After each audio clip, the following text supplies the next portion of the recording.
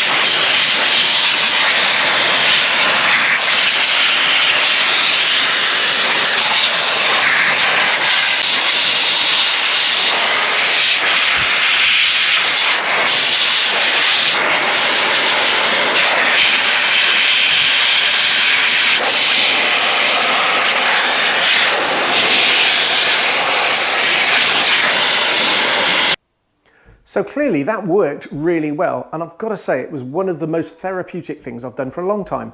So when you think about the options that you've got for a bike dryer, you can buy the dedicated bike dryers. They seem to come in at about 120, 130 pounds for a decent one. You can buy a pet dryer, which is pretty much exactly the same thing. I haven't really done a full amount of research, but they look like they're exactly the same thing, coming in at around about 80 or 90 pounds. You could get yourself a leaf blower, or you could get yourself a compressor, and that's obviously got lots of things that it can do, as well as just dry a bike, and it's not that great at drying a bike, to be fair.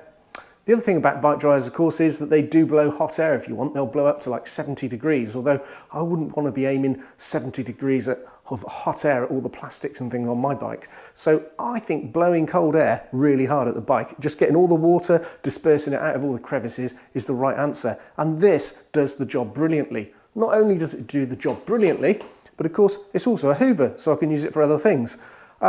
It's just a great answer. Now, this one was obviously free for me, but I've just looked them up. These come in at about 60 quid. So what are you going to do? 120 quid on a bike dryer or 60 quid on something that's got lots of uses? I know where my money would be, and that's my top tip for the week. So thanks for watching, everyone. Just remember, keep your chains oiled, and I'll see you soon. So I can use it for cleaning off stains on the carpets and things like that. Right, but I've had this in the garage for a